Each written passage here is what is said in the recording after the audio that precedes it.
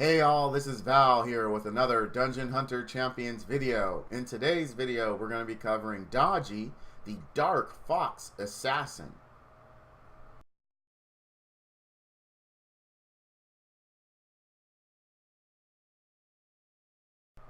Alright guys, so I have got a lot of requests to take a look at this young lady lately. And back in the beginning when I first started, before her nerf, which I'll be quite frank with you, she wasn't on my radar back then. I was new to the game, so I wasn't aware of her OP-ness.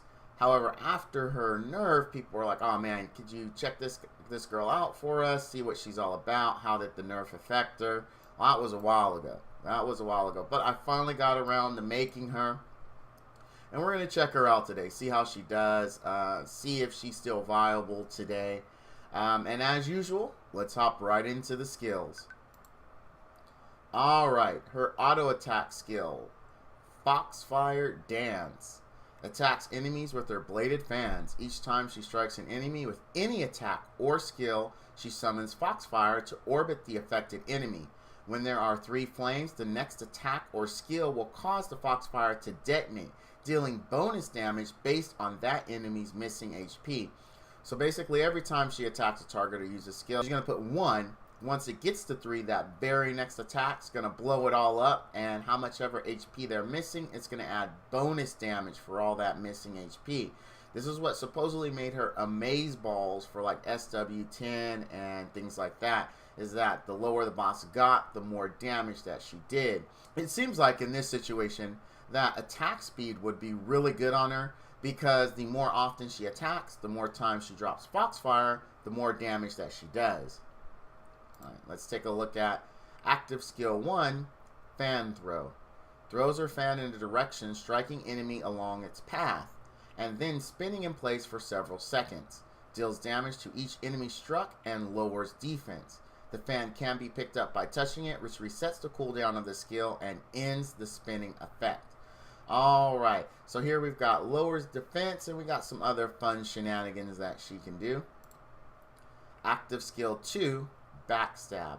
Vanishes in a puff of smoke, reappearing behind target enemy and striking it. Deals damage to the target and raises attack speed. So here we can see they've acknowledged, hey, raising attack speed on this young lady is good because of skill 1. Alright, Heart Ripper, her active skill 3.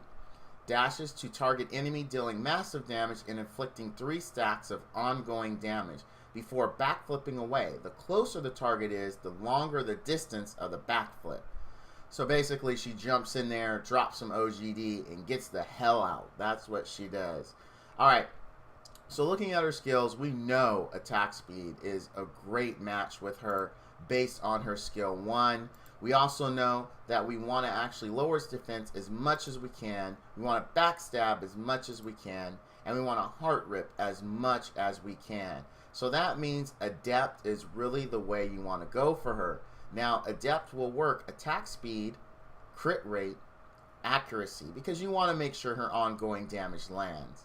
Let's take a look at how I went with gear. As you can see, I went adept, and I went keen. I went attack, crit rate, accuracy. Now here, I really did want to go attack speed. Unfortunately, I didn't have any adept shoulders that seemed up to snuff with attack speed. So I went with this. I did try to get attack speed on substats as best I could. I didn't always succeed, as you can see here. And really, it looks like I only got about 23% extra attack speed to her. I would have really liked to use attack speed here, but I was unable to. Now, you say, why attack speed here over attack? If you look at her skills, she really isn't banking that much on her attack, just her raw attack. Don't get me wrong, skill 2 does hit hard, backstab, it definitely does, but this is just one attack, right? We really want to kind of bank on this, so that way we're getting in as much of these blades as we as much of these Foxfires as we possibly can to help chunk down that boss's HP.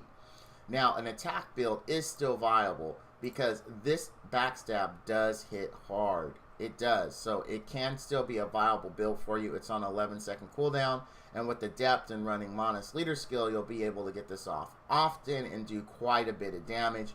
However, in my build, I really want to focus on the OGD and the boss HP damage. So that's how I went. Alright. Now, let's see how she does in actuals. If only she had an outfit, though. I mean, this outfit's cool. Don't get me wrong. It looks nice. It looks very nice. Yeah, I have no complaints. I mean, she looks nice. She looks good. She looks good. Alright.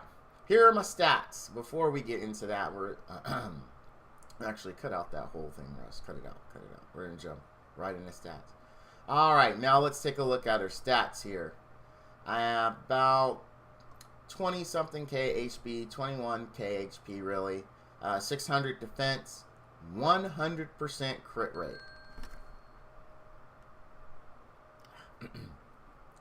Okay, let's take a look at her stats. Here I got about 22k HP, 640 defense, 100% crit rate. We want her to crit often and always. Didn't really focus on resistance or attack much. We have about 900 here. We have some attack speed, not as much as I'm happy with. 18% bonus crit damage and 100% accuracy. Now you can change this build up a lot. You can drop some crit rate to put in more attack. That's definitely doable, but ideally, if you want to focus on attack, leave your crit rate where it is, and then go ahead and just focus on more attack substats, or maybe instead of going accuracy, get your 100% accuracy in substats, and then for your bracer, go ahead and go with attack bracers. Now for me, I went with accuracy on my bracer because this, plus this, and her bonus that she gets to accuracy, which you can see here at 25%, pretty much ensured I wouldn't have to work hard at all to get the 100% accuracy. So that's where I went. Again, I am, for my personal build here, I am banking on OGD from Heart Ripper, and I am banking on the Foxfire Dance here. So I'm trying to use as many skills as possible, as fast as possible, so that way we can build more stacks and do more damage based on the boss's missing HP. Now I say boss because really she is a boss killer.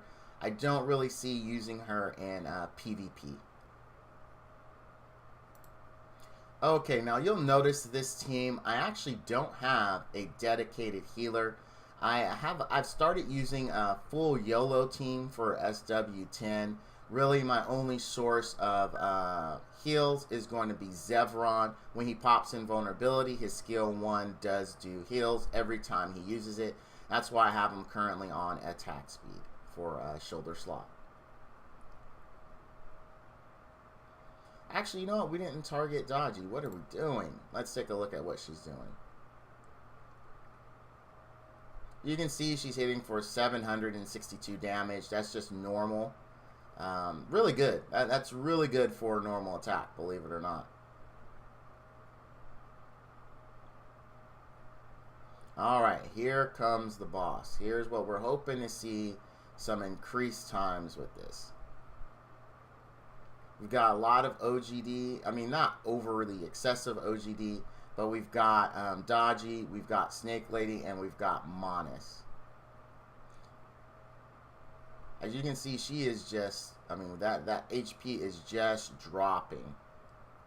Really, really good. Awesome. Boss is dead at 1:23. It tacks on 4 seconds because it's still counting the animations. I hope at some point they look at changing that. Let's take a look at her numbers. Alright, so we have Monis leading the pack. Then we have very close to Snake Lady and Daji. We take a look at OGD here. We have 52 seconds. OGD here. We have 42 seconds. We have the defense break as well, which is very important. Defense break really does help you. Helps you get more damage in. It's really, really, really good. And this actually is a slightly slower run than I'm used to. Let's take a look. Let's compare it to my normal team. Again, we go full YOLO because that's just how we roll in SW10 these days. Let's target. Who do we want to target? Let's jump around with Zevron. Jump around, jump. Everybody jump, jump, jump, jump. Pack it up, pack it in. Zevron just wants to begin. I don't think I can make up anything else with spin. So just jump around, jump. Everybody jump, jump,